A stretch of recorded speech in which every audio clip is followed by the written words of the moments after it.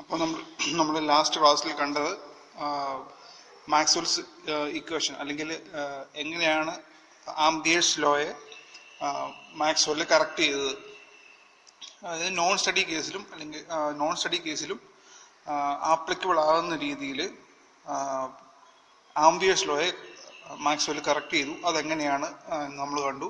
അതായത് മാക്സ്വെൽ ചെയ്തത് അതിൻ്റെ കൂടെ displacement current del cross B equal to mu 0 J എന്ന് പറയുന്ന ഇക്വേഷൻ്റെ കൂടെ ആംപിയേഴ്സ് ലോ, ഇതാണ് ആംപിയേഴ്സ് ലോ, പഴയ ആംപിയേഴ്സ് ലോ, അതിൻ്റെ കൂടെ mu 0 epsilon 0 do E divided by do T.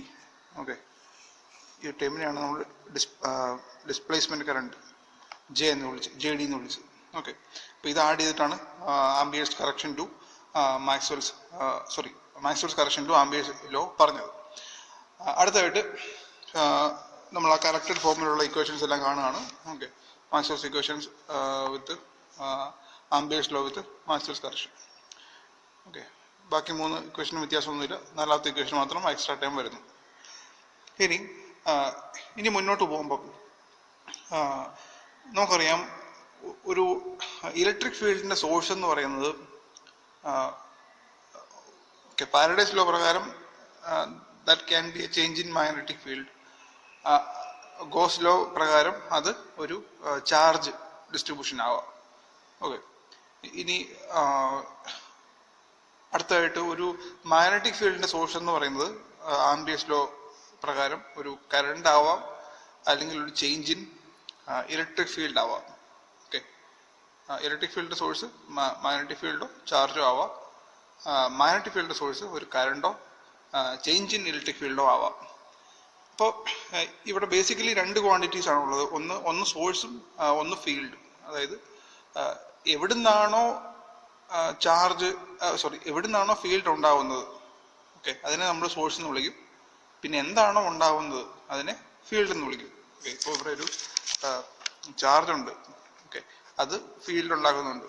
Okay, അപ്പോൾ ഇവിടെ 2 ക്വാണ്ടിറ്റീസ് ആയിട്ട് ഇതിനെ കാണുകയാണ്. ഒന്ന് ഈ ചാർജ് എന്ന് പറയുന്ന സോഴ്സും ഈ ഫീൽഡ്. ഓക്കെ, പിന്നെ പുറത്തെ സംഗതി എന്താണോ അതിനെ ഫീൽഡ് എന്ന് വിളിക്കുന്നു. ഇപ്പോൾ സോഴ്സും ഫീൽഡും 2 സംഗതികൾ. അതുപോലെ തന്നെയാണ് മാഗ്നറ്റിക് ഫീൽഡിനും. ഒരു കറണ്ട് ഉണ്ട്. കറണ്ട് എന്ന് പറയുന്നതാണ് മാഗ്നറ്റിക് ഫീൽഡിന്റെ സോഴ്സ്. ഓക്കെ, പ്ലസ് ഒരു സർക്കിളിംഗ് ലൂപ്പ് പോലെയുള്ള മാഗ്നറ്റിക് ഫീൽഡ് ഉണ്ട് അതിന് ചുറ്റും. അപ്പോൾ ഈ കറണ്ട് എന്ന് പറയുന്നതാണ് സോഴ്സ്, ഇത് ഫീൽഡ്. ഓക്കെ, അപ്പോൾ ഈ മാക്സ്വെൽസ് ഇക്വേഷനെ, നമുക്ക് അറിയാവുന്ന മാക്സ്വെൽസ് ഇക്വേഷനെ ഈ സോഴ്സിന്റെ ഫീൽഡിന്റെയും ടേംസിൽ ഒന്ന് മാറ്റി എഴുതുകയാണ്. ഓക്കെ, ഒരു സൈഡിൽ മൊത്തം ഫീൽഡിന്റെ ടേംസും മറ്റേ സൈഡിൽ ചാർജിന്റെ ടേംസും അല്ലെങ്കിൽ സോഴ്സിന്റെ ടേംസും. ഓക്കെ, ഒരു സൈഡിൽ ഫീൽഡിന്റെ ടേംസും ഒരു സൈഡിൽ സോഴ്സിന്റെ ടേംസും വരുന്ന പോലെ ഈ മാക്സ്വെൽസ് ഇക്വേഷനെ മാറ്റി എഴുതുകയാണ്. അപ്പോൾ ഇവിടെ നമുക്കറിയാം ഈ ഇക്വേഷനിൽ ഇവിടെ ഫീൽഡ്, ഇവിടെ സോഴ്സ്. ഓക്കെ, ഇവിടെ കുഴപ്പമില്ല. ഇവിടെ ഫീൽഡ്, ഇപ്പുറത്തെ 0 ആണ്, അതുകൊണ്ട് അത് മാറ്റേണ്ട ആവശ്യമില്ല. ഇവിടെ നമുക്കറിയാം ഇതും ഫീൽഡ് ഇതും ഫീൽഡ്. ഓക്കെ, ഇലക്ട്രിക് ഫീൽഡും ഫീൽഡാണ്, ഇതും ഫീൽഡാണ്. ഓക്കെ, 2 ഫീൽഡാണ്. അപ്പോൾ ഇവരെ രണ്ടുപേരും കൂടെ ഒരു സൈഡിലോട്ട് മാറ്റണം. ഇവിടെ നമുക്കറിയാം ഇത് ഫീൽഡ് ആണ്, ഇത് കറണ്ട് ആണ്, അതുപോലെ സോഴ്സ് ആണ്, ഇത് ഫീൽഡാണ്, പിന്നെ ഫീൽഡാണ്. അപ്പോൾ ഈ ഫീൽഡുകളെ രണ്ടും കമ്പൈൻ ചെയ്യണം. സോഴ്സായ കറണ്ടിനെ ഒരു സൈഡിലിട്ടണം. അപ്പോൾ അങ്ങനെ ഈ മാക്സ്വെൽസ് ഇക്വേഷൻ റീഅറേഞ്ച് ചെയ്ത് എഴുതിയേക്കുന്നതാണ് ഈ കാണുന്നത്. ഓക്കെ, ഇവിടെ ഫീൽഡ്, സോഴ്സ്, ഇവിടെ 2 ഫീൽഡുകളും. ഫാരഡേസ് ലോ ഇങ്ങനെ മാറ്റേണ്ട വന്നു, കാരണം 2 ഫീൽഡ് മാത്രമേ എഴുതുള്ളൂ. Second law del dot B equal to 0, അതുപോലെ തന്നെ ഇട്ടു. Ampere's law with Maxwell's correction, അതിനകത്ത് ഫീൽഡിന്റെ ടൈംസ് ഡെൽ ക്രോസ് ബിയും ഡോ ഇ ബൈ ഡോ ടിയും അത് രണ്ടും ഒരുമിച്ചു. മ്യൂ 0 J അപ്പുറത്ത് സോഴ്സാണ്. ജെ എന്ന് പറഞ്ഞാൽ കറണ്ടാണ്, കറണ്ട് എന്ന് പറയുന്നത് മാഗ്നറ്റിക് ഫീൽഡിന്റെ സോഴ്സാണ്, അത് ഇപ്പുറത്തിട്ടു. ഓക്കെ, അങ്ങനെ മാറ്റി എഴുതി. അപ്പോൾ ഇതിനകത്ത് പറയുന്നത് ഇനി നമ്മൾ മുന്നോട്ട് പോകുമ്പോഴും ഇനി പോയിന്റിങ് 0 ഒക്കെ കാണുമ്പോഴും ഈ ഒരു ഐഡിയ സോഴ്സും ഫീൽഡും എന്നൊരു ഐഡിയ മനസ്സിൽ വേണം. ഓക്കെ, അതായത് ഇലക്ട്രിക് ഫീൽഡിന്റെയും മാഗ്നറ്റിക് ഫീൽഡിന്റെയും ഇലക്ട്രിക് ഫീൽഡ് മാഗ്നറ്റിക് ഫീൽഡ് എന്ന് പറയുന്നതാണ് ഇവിടുത്തെ ഫീൽഡുകൾ. സോഴ്സ് എന്ന് പറയുന്നത് എന്താണ്? കറണ്ടും ചാർജും. ഓക്കെ, അടുത്തത് Maxwell's equation tells how charges produce fields. Okay. How charges or currents. Maxwell's equation tells how charges എന്ന് പറഞ്ഞാൽ ചാർജാണ് ഇലക്ട്രിക് ഫീൽഡ് ഉണ്ടാക്കുന്നത്, കറണ്ട്സ് ആണ് മാഗ്നറ്റിക് ഫീൽഡ് ഉണ്ടാക്കുന്നത്, പ്രൊഡ്യൂസ് ഫീൽഡ്സ്. ഓക്കെ, അപ്പോൾ മാക്സ്വെൽ ഇക്വേഷൻ ഇതാണ് പറയുന്നത്, എങ്ങനെയാണ് ചാർജുകൾ എങ്ങനെയാണ് ഫീൽഡ് ഉണ്ടാക്കുന്നതെന്നാണ് ഇവിടെ പറഞ്ഞിരിക്കുന്നത്. Reciprocally force law tells how field affect charges. ഇനി തിരിച്ച്, ഓക്കെ, എങ്ങനെയാണ് ചാർജസ് ഫീൽഡ് ഉണ്ടാക്കുന്നത്, എങ്ങനെയാണ് ചാർജസ് അല്ലെങ്കിൽ കറണ്ട് ഫീൽഡ് ഉണ്ടാക്കുന്നതെന്നാണ് ഈ മാക്സ്വെൽസ് ഇക്വേഷൻ പറയുന്നത്. നേരെ തിരിച്ച് ഈ ഫീൽഡുകൾ എങ്ങനെ ചാർജുകളെ ഇമ്പാക്ട് ചെയ്യുന്നു, ഈ ഫീൽഡുകൾ എങ്ങനെ ചാർജുകളെ ഇമ്പാക്ട് ചെയ്യുന്നു എന്ന് പറയുന്നത് നമ്മുടെ ലോറൻസ് ഫോഴ്സ് ലോ ആണ്. Okay, F is equal to QE plus V cross B. Okay, അപ്പം എങ്ങനെ ഫീൽഡുകൾ തിരിച്ച്, എങ്ങനെ സോഴ്സുകൾ ഫീൽഡ് ഉണ്ടാക്കുന്നു എന്ന് പറയുന്നത് മാക്സ്വെൽസ് ഇക്വേഷനും, തിരിച്ച് എങ്ങനെ ഫീൽഡുകൾ ചാർജുകളെ ഇമ്പാക്ട് ചെയ്യുന്നു എന്ന് പറയുന്നത് നമ്മുടെ ലോറൻസ് ഫോഴ്സ് ലോയും. ഓക്കെ, അപ്പോൾ ഈ രണ്ട് ഇക്വേഷൻ മതി, മാക്സ്വെൽ ഇക്വേഷനും ലോറൻസ് ഫോഴ്സ് ലോയും ഉണ്ടെങ്കിൽ നമുക്ക് ഇലക്ട്രോ ഡൈനാമിക്സിലെ ഒട്ടുമിക്ക കാര്യങ്ങളും ഒബ്റ്റെയിൻ ചെയ്തെടുക്കാൻ പറ്റും. ഓക്കെ, അതെങ്ങനെയാണെന്ന് ഒരു എക്സാമ്പിളാണ് അടുത്തായിട്ട് കാണിക്കുന്നത്. നമുക്കറിയാം കണ്ടിന്യൂറ്റി ഇക്വേഷൻ നമുക്കറിയാം, del dot J is equal to do minus do rho divided by do T. J എന്ന് പറഞ്ഞാൽ കറണ്ട് ഡെൻസിറ്റി, റോ എന്ന് പറഞ്ഞാൽ ചാർജ് ഡെൻസിറ്റി. ഓക്കെ, അപ്പോൾ ഈ ഇക്വേഷൻ നമുക്ക് മാക്സ്വെൽസ് ഇക്വേഷനിൽ നിന്ന് ഒബ്റ്റെയിൻ ചെയ്തെടുക്കാൻ പറ്റും. ഓക്കെ, അപ്പോൾ അതെങ്ങനെ ചെയ്യാമെന്ന് ഇവിടെ പറഞ്ഞിട്ടുണ്ട്. ഇപ്പോൾ നിങ്ങളൊന്ന് ആലോചിച്ച് നോക്കി അറിയാം, ജെ ഉള്ള ഒരു മാക്സ്വെൽ ഇക്വേഷനേ ഉള്ളൂ. ഓക്കെ, ജെ ഉള്ളൊരു മാക്സ്വെൽ ഇക്വേഷനേ ഉള്ളൂ. അത് നമ്മുടെ ഇതാണ് amperes law with Maxwell's correction. അതിൻ്റെ അകത്താണ് ജെ ഉള്ളത്. പിന്നെ റോ ഉള്ള വേറൊരു മാക്സ്വെൽ ഇക്വേഷനേ ഉള്ളൂ, അത് ഗോസ് ലോ ആണ്, del dot T is equal to rho by epsilon 0. അപ്പോൾ ഇവരെ രണ്ടുപേരെയും ഉപയോഗിച്ചിട്ട് വേണം, അപ്പോൾ ഈ രണ്ട് ഇക്വേഷൻ ഉപയോഗിച്ചാൽ മതി, നമുക്ക് കണ്ടിന്യൂറ്റി ഇക്വേഷൻ കിട്ടും. അപ്പോൾ എങ്ങനെ കിട്ടിക്കാന്ന് ഇത് പറഞ്ഞിട്ടുണ്ട്. ഓക്കെ, അപ്പോൾ ആദ്യമേ ജെ ഉള്ള ടൈം എന്ന് പറയുന്നത് നമ്മുടെ ആംബിയേഴ്സ് ലോ വിത്ത് മാക്സ്വെൽ കറക്ഷൻ അതങ്ങ് എഴുതി. അതിനകത്ത് ഇവിടെ അതിൻ്റെ ഓക്കെ, ഇനി റോയെ കൊണ്ടുവരണം. ഓക്കെ, ജെ ഇവിടെ ഓൾറെഡി ഉണ്ട്, കണ്ടിന്യൂറ്റി ഇക്വേഷനകത്ത് റോ ഉണ്ട്, ഡോ റോ ഇവിടെ ബൈ ഡോ ടി. അപ്പോൾ അതിനുവേണ്ടി റോയെ കൊണ്ടുവരണമെങ്കിൽ നമുക്ക് ഗോസ് ലോ വേണം. ഓക്കെ, ഗോസ് ലോയുടെ ഒരു കണ്ടീഷൻ അതിനകത്ത് ഒബ്റ്റെയിൻ ചെയ്യണം. ഓക്കെ, അപ്പോൾ ഗോസ് ലോ എന്ന് പറഞ്ഞാൽ del dot T is equal to rho by epsilon 0 ആണ്. അപ്പോൾ ആകെ ഇതിനകത്തുള്ളത്, ഇതിനകത്തൊരു ഇ കിടപ്പുണ്ട്. ഓക്കെ, അപ്പോൾ ഇതിൻ്റെ ഡൈവേർജൻസ് ഉണ്ടെങ്കിൽ എനിക്ക് ഇതിനെ റോ ബൈ എപ്സിലോൺ 0 എന്ന് സബ്സ്റ്റിറ്റ്യൂട്ട് ചെയ്യാം. ഓക്കെ, അപ്പോൾ ഈ ഇക്വേഷൻ്റെ മൊത്തം ഡൈവേർജൻസ് എടുക്കുന്നു. Del cross B is equal to mu 0, നമ്മുടെ ഡൈവേർജൻസ് എടുക്കുന്നു. Del dot J plus mu 0 epsilon 0, അടുത്ത divergence del dot E. Okay, ഇത് ടൈം ഡെറിവേറ്റീവും ഡെൽ എന്ന് പറയുന്നത് സ്പേസ് ഡെറിവേറ്റീവ് ആണ്. അതുകൊണ്ട് അതിനെ ഇൻ്റർചേഞ്ച് ചെയ്ത് കഴിഞ്ഞാലും യാതൊരു പ്രശ്നവുമില്ല. അതുകൊണ്ടാണ് ഇങ്ങനെ എഴുതിയിരിക്കുന്നത്, do by do T del do T. അപ്പോൾ ഇവിടെ നോക്കിയറിയാം ഡൈവേർജൻസ് ഓഫ് കേൾ എന്ന് പറയുന്നത് 0 ആണെന്നറിയാം. അപ്പോൾ ഈ ഭാഗം 0 ആയിപ്പോയി. ഡെൽ ഡോട്ട് ജെ, ഓക്കെ, ഇനി ആ ഡെൽ ഡോട്ട് ജെ എടുത്ത് അപ്പുറത്തോട്ട് മാറ്റും. ഓക്കെ, ഡെൽ ഡോട്ട് ജെ എടുത്ത് അപ്പുറത്തോട്ട് മാറ്റി. അപ്പോൾ ഇവിടെ ഒരു മ്യൂ 0 ഉണ്ട്, ഇവിടെ മ്യൂ 0 ഉണ്ട്. ഓക്കെ, അപ്പോൾ ആ മ്യൂ 0 രണ്ടും ക്യാൻസൽ ചെയ്തു. ഓക്കെ, രണ്ട് വശത്തെ മ്യൂ 0 ക്യാൻസൽ ചെയ്തു. ഇവിടെ ഡെൽ ഡോട്ട് ജിയുടെ കൂടെ ഒരു മൈനസും കൂടെ വരും, ആ മൈനസിനെ തിരിച്ച് ഇയാൾക്ക് തന്നെ കൊടുത്തു. അപ്പോൾ epsilon 0 do, okay, do by do T of del dot T എന്ന് വരും. ഡെൽ ഡോട്ട് ടി എന്ന് പറഞ്ഞാൽ നമുക്ക് ഗോസ് ലോ ഉണ്ട്, ഗോസ് ലോയിൽ നിന്ന് റോ ബൈ എപ്സിലോൺ 0 സബ്സ്റ്റിറ്റ്യൂട്ട് ചെയ്യുന്നു. സബ്സ്റ്റിറ്റ്യൂട്ട് ചെയ്യുമ്പോൾ റോ ബൈ എപ്സിലോൺ 0 വന്നു. അപ്പോൾ ഈ എപ്സിലോൺ 0 ക്യാൻസൽ ചെയ്യുന്നു. ക്യാൻസൽ ചെയ്ത് കഴിയുമ്പോൾ del dot J is to minus do rho do by do T.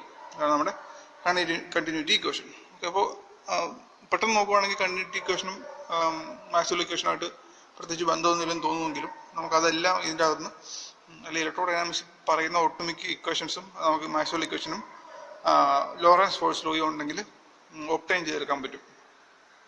Okay, അടുത്തതായിട്ട് നമ്മൾ കാണുന്നത് Maxwell's equation in free space. Okay, free space എന്ന് പറഞ്ഞാൽ ഓക്കെ അവിടെ അതെ വാക്കുവാണ് അല്ലേ, അല്ലെങ്കിൽ ഒരു എർത്തിൻ്റെ ഔട്ടർ അറ്റ്മോസ്ഫിയറിന് പുറത്ത് എന്ന് വേണം പറയാം. അപ്പോൾ അവിടെ പ്രത്യേകിച്ച് ചാർജുകളൊന്നുമില്ല. അതായത് എന്തെങ്കിലും ഒരു ചാർജ് ഡിസ്ട്രിബ്യൂഷനോ ഇലക്ട്രിക് ഫീൽഡിന് അല്ലെ ഒരു റോ എന്ന് പറഞ്ഞ charge distribution electric field generate ചെയ്യാൻ വേണ്ടി അവിടെ ചാർജ് ഡിസ്ട്രിബ്യൂഷൻ ഇല്ല, അല്ലെ ഒരു കറണ്ട് ഡിസ്ട്രിബ്യൂഷൻ ഓക്കെ ഒരു കറണ്ട് ഫ്ലോ അവിടെ ഉണ്ടോ എന്ന് ചോദിച്ചാൽ അതുമില്ല. ഓക്കെ, ഇപ്പോൾ ഫ്രീ സ്പേസ് എന്ന് പറഞ്ഞാൽ അവിടെ ചാർജും ഇല്ല കറണ്ടും ഇല്ല, അപ്പോൾ റോയും ഇല്ല ജെയും ഇല്ല, റോ ആൻഡ് ജെ വാനിഷ്. അപ്പോൾ അവിടെ എങ്ങനെ മാക്സ്വെൽസ് ഇക്വേഷൻ മാറും എന്നാണ് ഇവിടെ പറയുക. അപ്പോൾ നമുക്കറിയാം മാക്സ്വെൽ ഇക്വേഷനകത്ത് റോയും ജെയും ഉള്ള സ്ഥലത്ത് 0 ഇട്ട് കൊടുക്കുക, അത്രേ ഉള്ളൂ. അപ്പോൾ ഇവിടെ റോ ഉള്ള സ്ഥലത്ത് 0 ഇട്ട് കൊടുക്കുക, അപ്പോൾ del dot E equal to 0 എന്ന് വരും. ഇവിടെ കുഴപ്പമില്ല, ഇവിടെ റോയും ജെയും ഇല്ല, അപ്പോൾ ഈ രണ്ട് ഇക്വേഷൻ അതേപോലെ തന്നെ കിടക്കും. ഇവിടെ ഒരു ന്യൂ 0 ജെ ഉണ്ട്, അപ്പോൾ ജെ ഇവിടെ 0 ആണെങ്കിൽ അവിടെ ജെക്ക് 0 കൊടുക്കുക, അപ്പോൾ ഈ ടൈം 0 ആയിപ്പോൾ ഈ ടൈം മാത്രം. അപ്പോൾ del cross B equal to mu 0 epsilon 0 do A divide by do T എന്ന് വരും. ഓക്കെ, അപ്പോൾ അതാണ് Maxwell's equation in free space. Okay, 4 equation. ഇത് നമുക്ക് യൂസ്ഫുൾ ആവുന്നത് നമുക്കറിയാം ഒരു ലൈറ്റ് എന്ന് പറയുന്ന ഇലക്ട്രോ മാഗ്നറ്റിക് വേവ് ആണെന്നറിയാം അല്ലേ. അപ്പോൾ അവിടെ ഒരു ലൈറ്റ് എന്ന് പറയുന്നത് ചേഞ്ചിങ് ഇലക്ട്രിക് ഫീൽഡും മാഗ്നറ്റിക് ഫീൽഡേ ഉള്ളൂ. ഓക്കെ, ഒരു ചേഞ്ചിങ് ഇലക്ട്രിക് ഫീൽഡും മാഗ്നറ്റിക് ഫീൽഡും മ്യൂച്വലി പെർപെൻഡിക്കുലറായിട്ട് പ്രൊപ്പഗേറ്റ് ചെയ്യുന്നതാണ് ലൈറ്റ്, അതായത് ഇലക്ട്രോ മാഗ്നറ്റിക് വേവ്. അപ്പോൾ ഇലക്ട്രോ മാഗ്നറ്റിക് വേവ് നമ്മൾ അടുത്ത മൊഡ്യൂളിൽ കാണുമ്പോൾ അതിൻ്റെ അകത്ത് നമ്മൾ പറയുന്ന പല കണ്ടീഷനിലും മാക്സ്വെൽസ് ഇക്വേഷൻ എന്ന് പറയുന്നത് ഇവരൊക്കെ ആയിരിക്കും. കാരണം അവിടെ പ്രത്യേകിച്ച് ഒരു ചാർജോ കറണ്ടോ ഇല്ല. ഓക്കെ, അതുകൊണ്ട് അടുത്തായിട്ട് കാണാൻ പോകുന്നത് Maxwell's equation in matter. Okay, അതായത് നമ്മൾ ഇലക്ട്രോ സ്റ്റാറ്റിക്സും മാഗ്നറ്റോ സ്റ്റാറ്റിക്സും ഒക്കെ പഠിച്ചതാണ്. അതിനകത്ത് നമ്മൾ എങ്ങനെ ഒരു ഇലക്ട്രിക് ഫീൽഡ് ഒരു മെറ്റീരിയലിൽ ഓക്കെ ഇലക്ട്രോസ്റ്റാറ്റിക്സ് നമ്മൾ പറഞ്ഞായിരുന്നു, അല്ലെങ്കിൽ ഇലക്ട്രിക് ഫീൽഡ് ഇൻ മാറ്റർ എന്ന് പറഞ്ഞ ഹെഡിങ്ങിൽ നമ്മൾ കുറേ കാര്യങ്ങൾ പറഞ്ഞായിരുന്നു. ഇതിനകത്ത് ഒരു മെറ്റീരിയൽ അതിനെ ഒരു ഇലക്ട്രിക് ഫീൽഡിൽ വെച്ചിരിക്കുന്നു. ഓക്കെ, ഇലക്ട്രിക് ഫീൽഡ് വെച്ചിരിക്കുന്നു. അപ്പോൾ അതിന് ഒരു പോളറൈസേഷൻ ഉണ്ടാവും അല്ലേ, ഒരു പോളറൈസേഷൻ പി. ഓക്കെ, ഒരു ഡയലക്ട്രിക് മെറ്റീരിയൽ ആണെന്ന് വിചാരിക്കുക, അതിനൊരു പോളറൈസേഷൻ പി കിട്ടും. ഓക്കെ, അപ്പോൾ പോളറൈസേഷൻ പി കിട്ടിയാൽ ആ പോളറൈസേഷൻ പി കാരണം അവിടെ കുറേ ബൗണ്ട് ചാർജസ് ജനറേറ്റ് ചെയ്യപ്പെടും എന്ന് നമ്മൾ പറഞ്ഞായിരുന്നു. ഓക്കെ, ഒരു ബൗണ്ട് ചാർജസ് എന്ന് പറഞ്ഞൊരു കൺസെപ്റ്റ് പറഞ്ഞായിരുന്നു. ഓക്കെ, ബൗണ്ട് ചാർജസ് രണ്ട് തരത്തിലുള്ള ബൗണ്ട് ചാർജസ് ഉണ്ട്.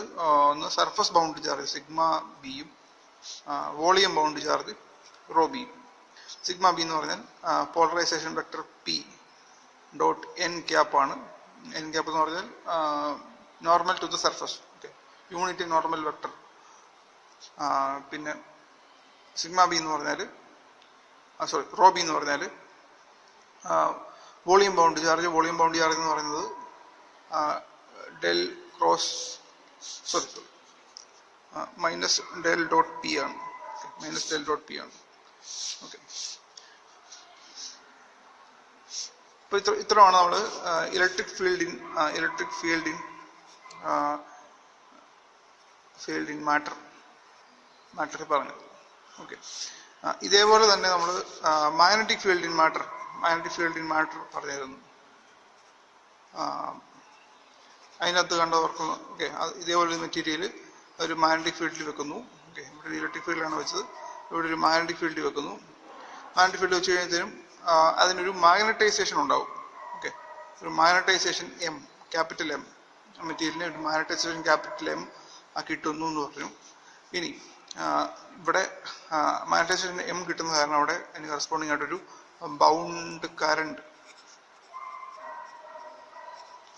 ബൗണ്ട് കറണ്ട് ജനറേറ്റ് ചെയ്യപ്പെടുന്നു. ആ ബൗണ്ട് കറണ്ട് രണ്ട് വിധമുണ്ട്. ഒന്ന് സർഫസ് ബൗണ്ട് കറണ്ടും രണ്ടും വോളിയം ബൗണ്ട് കറണ്ടും.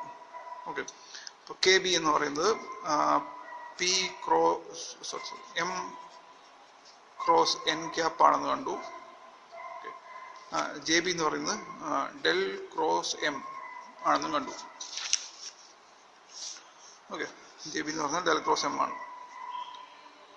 ഓക്കെ, അപ്പോൾ ഈ രണ്ട് കാര്യങ്ങളും നമ്മൾ സെപ്പറേറ്റ് ആയിട്ടാണ് കണ്ടത്. ഒരെണ്ണം ഇലക്ട്രിക് ഫീൽഡ് ഇൻ മാറ്റർ എന്നും മറ്റേത് മാഗ്നറ്റിക് ഫീൽഡ് ഇൻ മാറ്റർ എന്നും പറഞ്ഞുകൊണ്ടാണ് കണ്ടത്. ഇനി ഇതിനെ കമ്പൈൻ ചെയ്ത്, ഓക്കെ, അല്ലെങ്കിൽ ഒരിക്കലും, അതായത് നമ്മളൊരു റിയൽ കേസ് പറയുകയാണെങ്കിൽ അവിടെ ഒരിക്കലും ഇലക്ട്രിക് ഫീൽഡ് തന്നെ വരുന്നു അല്ല മാഗ്നറ്റിക് ഫീൽഡ് തന്നെ വരുന്നു എന്നൊന്നും സെപ്പറേറ്റ് ചെയ്യാൻ പറ്റില്ല. അല്ലെങ്കിൽ മിക്ക കേസുകളിലും ഇലക്ട്രിക് ഫീൽഡും മാഗ്നറ്റിക് ഫീൽഡും ഒരുമിച്ച് ആ മെറ്റീരിയലിനെ ഇമ്പാക്ട് ചെയ്യുന്നത് കാണും. ഓക്കെ, അപ്പോൾ അങ്ങനെയുള്ള കേസുകളിൽ എന്താണ്, ഒരേ സമയം ഇലക്ട്രിക് ഫീൽഡും മാഗ്നറ്റിക് ഫീൽഡും ഒരേ സമയം ആ മെറ്റീരിയലിൽ അനുഭവിക്കുന്നുണ്ട്. ഓക്കെ, ഇലക്ട്രിക് ഫീൽഡും മാഗ്നറ്റിക് ഫീൽഡും ഒരേ സമയം ആ മെറ്റീരിയൽ അനുഭവിക്കുന്നുണ്ട്. അപ്പോൾ ഒരേ സമയം ഈ ബൗണ്ട് കറണ്ടും ബൗണ്ട് ചാർജസും അതിനകത്ത് ജനറേറ്റ് ചെയ്യപ്പെടാം.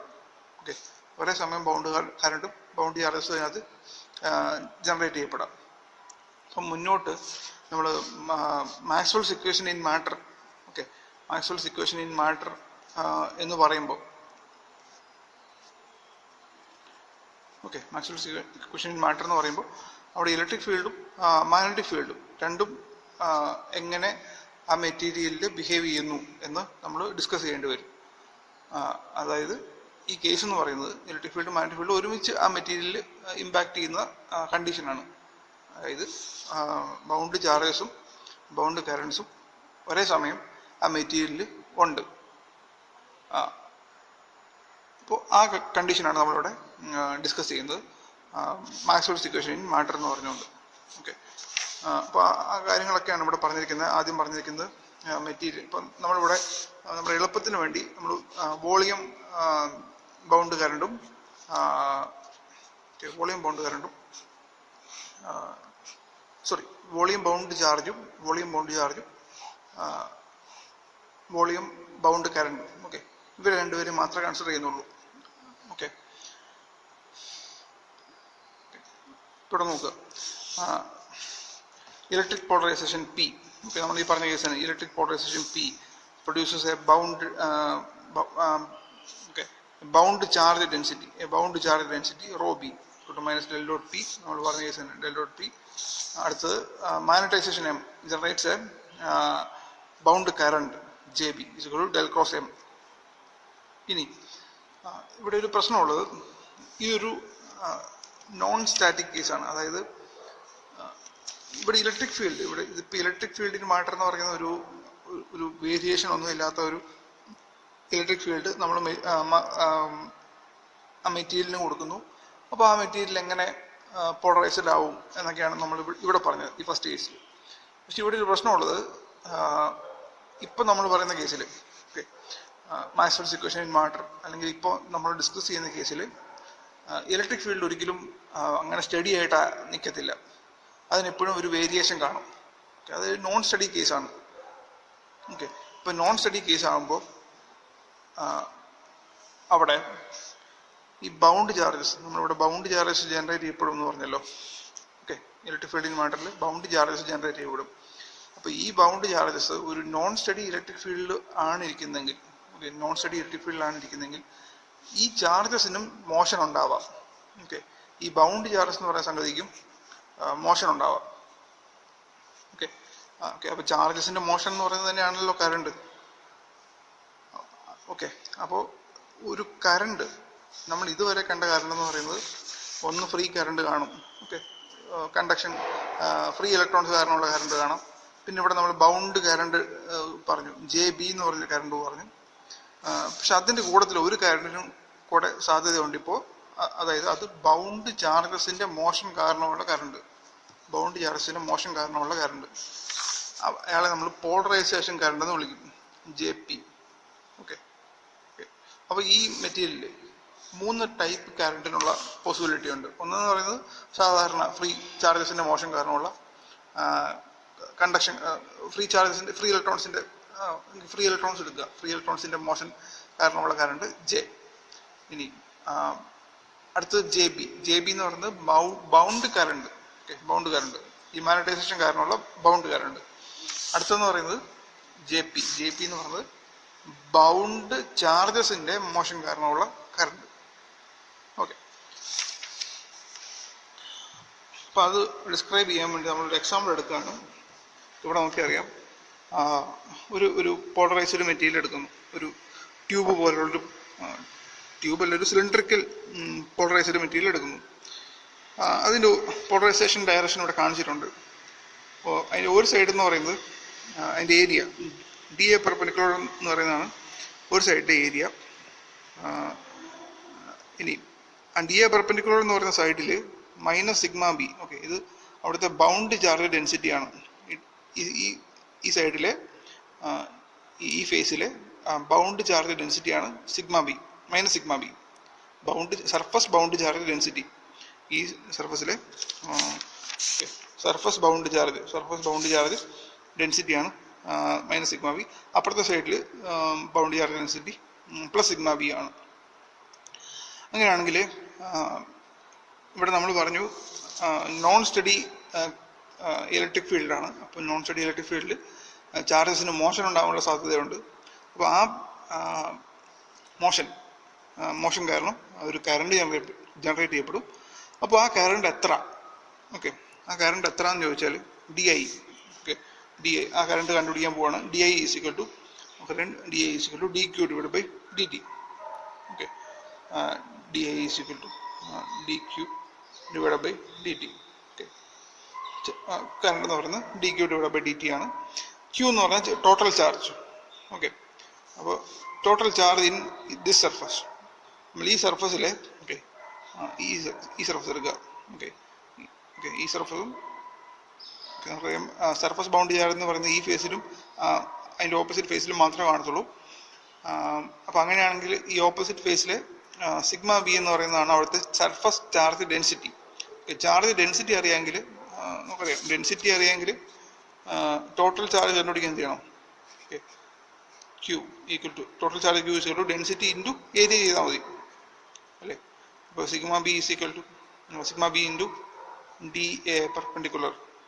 ഡി എ പെർപെൻഡിക്കുലർ ആണ് ഇതിൻ്റെ ഏരിയ എന്ന് നമ്മൾ നേരത്തെ പറഞ്ഞായിരുന്നു.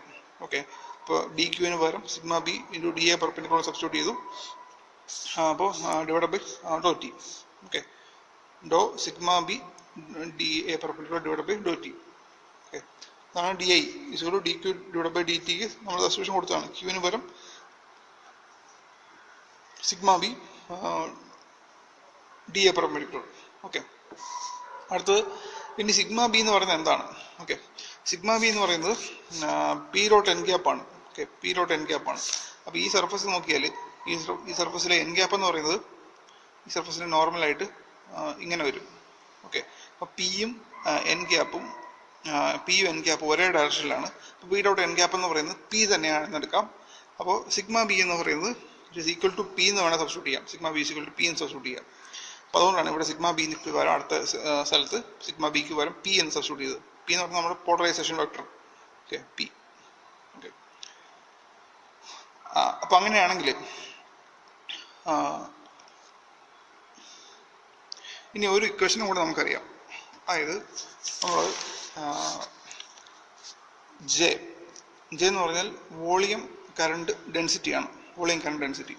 ജെയുടെ ഡെഫിനിഷൻ പറഞ്ഞപ്പോൾ ആദ്യം ഒരു കാര്യം പറഞ്ഞു, J is equal to D I divided by D A perpendicular. അതായത് കറണ്ട് ഫ്ലോയ്ക്ക് പെർപെൻഡിക്കുലർ ആയിട്ടുള്ള ഒരു ഏരിയയിൽ കൂടെ എത്ര കറണ്ട് പാസ് ചെയ്യും. ഓക്കെ, അതായത് ഇങ്ങനൊരു കറണ്ട് ഫ്ലോ ഉണ്ട്, അതിന് പെർപെൻഡിക്കുലർ ആയിട്ടൊരു ഏരിയ എടുക്കുന്നു. അവിടെ ഒരു യൂണിറ്റ് ഏരിയയിൽ എത്ര മാത്രം കറണ്ട് പാസ് ചെയ്യും. ഓക്കെ, അതിനെയാണ് നമ്മൾ ജെ വോളിയം കറണ്ട് ഡെൻസിറ്റി എന്ന് വിളിച്ചത്. അപ്പോൾ okay, J is equal to D I divide by D A perpendicular എന്ന് അറിയാമെങ്കിൽ നമുക്ക് D I is equal to J D A perpendicular എന്ന് എഴുതാമല്ലോ. ഓക്കെ, ഇനി നമ്മൾ ഈ തൊട്ട് മുമ്പ് പറഞ്ഞ കേസിൽ D I is equal to okay, തൊട്ട് മുമ്പ് പറഞ്ഞ കേസിൽ D A is equal to do P divided by do T into D A perpendicular എന്നാണ് എഴുതിയിരുന്നത്. ഓക്കെ, അതായത് ഇതിൻ്റെ എന്തിൻ്റെ ഇക്വേഷനാണ് ഇത്, എന്ത് കറണ്ടിൻ്റെ ഇക്വേഷനാണെന്ന് ചോദിച്ചാൽ ബൗണ്ട് ചാർജസിൻ്റെ മോഷൻ കാരണമുള്ള കറണ്ട്, അതിൻ്റെ ആ കറണ്ടിൻ്റെ വാല്യൂ ആണ് നമ്മൾ എഴുതി വെച്ചേക്കുന്നത്. D is equal to D A do P divided by do T D A perpendicular. Okay, ഇനി ഇവിടെ നോക്കി അറിയാം, ഇതിൻ്റെ രണ്ടും കൂടെ കമ്പയർ ചെയ്യുക. ഈ രണ്ട് ഇക്വേഷനെ കമ്പയർ ചെയ്താൽ ജെയുടെ സ്ഥാനത്താണ് ഇയാൾ ഇരിക്കുന്നത്. ഓക്കെ, ജെയുടെ സ്ഥാനത്താണ് ഇയാൾ ഇരിക്കുന്നത്. അപ്പം അങ്ങനെയാണ് നമ്മൾ ജെ, അതിനെ ജെ പി എന്ന് വിളിക്കും. Polarisation current density. Okay, polarisation current density J P is equal to do P divided by do T. അതിനെയാണ് polarisation current. Okay, J P is equal to do P divided by do T എന്ന് വിളിച്ചത്. ഇനി ഈ polarisation current വെച്ചിട്ട് നമ്മൾ മുന്നോട്ട് പോകുമ്പോൾ നമുക്കറിയാവുന്ന ഗോസ്, ഓക്കെ, അതായത് നമ്മുടെ മാക്സ്വെൽസ് ഇക്വേഷൻ. ഓക്കെ, അതായത് മാക്സ്വെൽസ് ഇക്വേഷൻ ഇൻ മാറ്റർ ആണ് നമുക്ക് വേണ്ടത് അല്ലേ. മാക്സ്വെൽസ് ഇക്വേഷൻ ഇൻ മാറ്റർ, നമുക്കറിയാവുന്ന മാക്സ്വെൽ ഇക്വേഷൻ ഒരു മെറ്റീരിയലിൽ കയറി കഴിയുമ്പോൾ, ഒരു മെറ്റീരിയലിൽ ഇലക്ട്രിക് ഫീൽഡ് മാഗ്നറ്റിക് ഫീൽഡൊക്കെ അപ്ലൈ ചെയ്ത് കഴിയുമ്പോൾ നമുക്കറിയാവുന്ന മാക്സ്വെൽസ് ഇക്വേഷൻ എങ്ങനെ മാറും എന്നാണ് നമുക്കറിയേണ്ടത്. അപ്പോൾ നമുക്കറിയത്തില്ല, അതൊരു പുതിയ ആളാണ് ഈ ബൗണ്ട് കറണ്ട്, ബൗണ്ട് ചാർജിൻ്റെ മോഷൻ കാരണമുള്ള കറണ്ട്, ബൗണ്ട് ചാർജസിൻ്റെ മോഷൻ കാരണമുള്ള കറണ്ട് ജെ പി. ഓക്കെ, അപ്പോൾ ജെ പിയെ നമ്മളിവിടെ കണ്ടു. ഇനി അതും കൂടെ വെച്ചിട്ട് എങ്ങനെ മാക്സ്വെൽ ഇക്വേഷൻ ചേഞ്ച് ചെയ്യുമെന്ന് നമ്മൾ അടുത്ത ക്ലാസ്സിൽ ഡിസ്കസ് ചെയ്യും.